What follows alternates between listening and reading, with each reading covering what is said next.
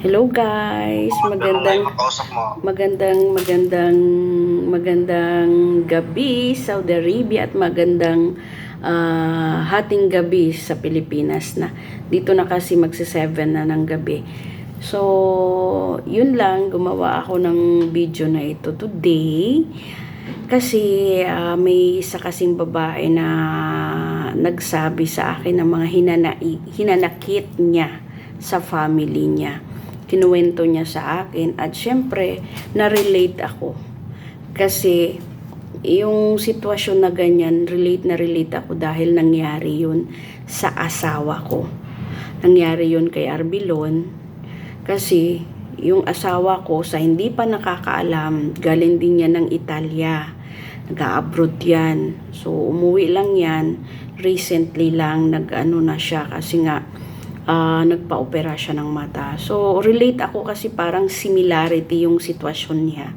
So, ang nangyari kasi, kinukwento niya kasi, nung nag-abroad pa siya, eto ha, totoo talaga to nangyari. Alam mo kung sino yan, kung sino ka. Ito, sinabi ko din sa kanya. Nung nag-abroad pa si Arbilon, maraming kilala siya. Maraming halos mga tiyo, tiyahin, bukang bibig siya. At saka parati siyang mini-message sa cellphone, mini-message siya sa mga post niya. Dami mga comment ng mga tiyahin niya, ng mga niya, pinsan niya. Andyan lahat. Parang ang bango-bango ng pangalan ni Arbilon. Kasi nga, nasa abroad. Nagbibigay pa. Matamaan akong matamaan dito ha. Totoo lang sinasabi ko. Kahit mga kapatid pa niya. Bango-bango siya. Nung umuwi na si Arbilon at hindi na nakakabigay, hindi na nakaaano sa kanila, wala na. Mabaho na si Arbilon sa tae. Sorry for the words ha. Ang baho-baho na niya. Kasi hindi na nga nakakaabot si Arbilon ng grasya sa kanila kasi hindi na nag-abroad, diba? Umuwi na. So, ang nangyari sa kanya, siniraan pa siya. Ha? Ang dami, lalo na yung pumupunta sa kanya, naghihiram, hindi niya naibibigay o hindi niya napapahiram, siniraan pa siya. Ang dami, pati kapitbahay, alam yan, pati mga kapitbahay. Nung nagpurgot na si Arbilon sa Pilipinas, hindi na yung kagaya noon, nakakabigay siya, nakakaambon siya ng mga grasya, mabait sa kanya. Pero nung hindi na siya nakakabigay, grabe. Doon talaga na-realize at pinag-usapan namin yun ng asawa ko. Na-realize niya talaga. Pag wala kang pera, wala kang kwenta. Pag wala kang maiambag o maibigay sa kanila, wala kang kwenta at sisirain ka pa. Totoo yan. Kasi ang dami, mga tiyohin, tiyahin niya, mga minsan kamag-anak niya, relative niya, gi-unfriend at gi-block pa siya. At yung iba siniraan pa siya. Yun ganun. Kaya, yung mga ganyan sitwasyon, relate ako kasi bakit? Nangyari talaga yan sa totoo, sa asawa ko, kay Arbilon. Nangyari talaga yan. Hindi mo lang pagbigyan yung mga gusto nila, sisiraan ka na. At yung iba na nakahiram na, pag siningil mo, inaway pa siya. Kaibigan, kapitbahay, kamag-anak. Totoo yan, totoo yan. Alam ko maraming marirelate sa kwento kong ito. So, itong kwento na ito sinasabi ko sa inyo para aware naman tayo, nandito tayo sa ibang bansa. At alam natin yan kung ano ang mga mangyayari sa atin pag tayo umuwi. See for part 2. At ito yung part 2. Ito yung part 2 ng kwento ko. At naalala ko pa talaga nung nasa hospital na si Arbilon, yung asawa ko, magsa-surgery na siya.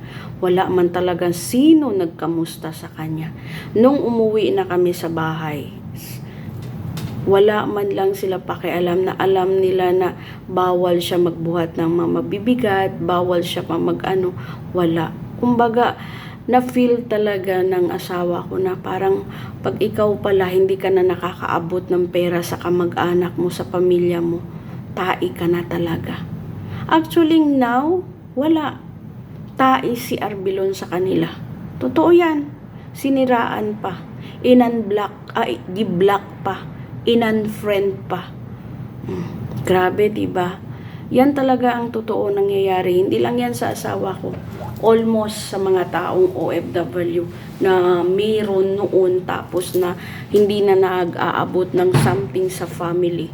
Sisiraan na talaga nila yung kapwa nila, yung pamilya nila, yung tao na tumulong sa kanila.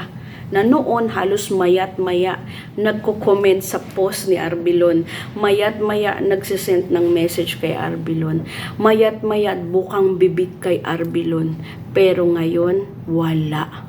Kahit isa sa kanila, kahit man lang kamustahin.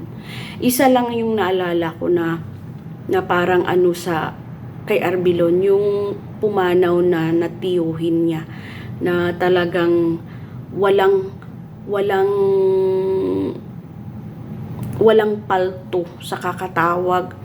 Bali lolo niya pala yun, yung mauna nung last pumanaw na siya.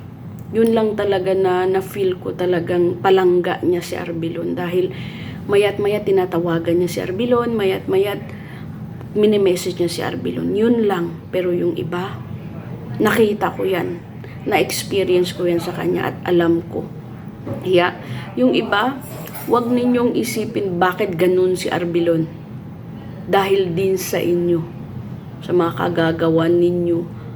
Siyempre, ang pain, ang hirap mawala. Lalo na pag naisip mo, tinulungan ko yung tao that time na wala siya. Ngayon, kahit man lang, "Hi, kamusta? Buhay ka pa ba?" Wala. Sinasabi nila na nagbagong ugali ni Arbilon. Nagbago kasi nakilala sila. Nagbago si Arbilon dahil nalaman niya yung katotohanan na ugali ng mga taong tinulungan at inisip niya kaibigan niya. Yung iba biniblame usually ako. Pero I don't care. Kasi kilala ko yung asawa ko. Kilala ko kung gaano siya ka-generous. Kilala ko siya kung gaano siya kabait. Kung meron si Arbilon, never magsabing hindi.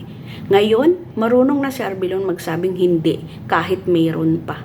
Kaya yung iba nga nasasabi na wala na pera si Arbilon,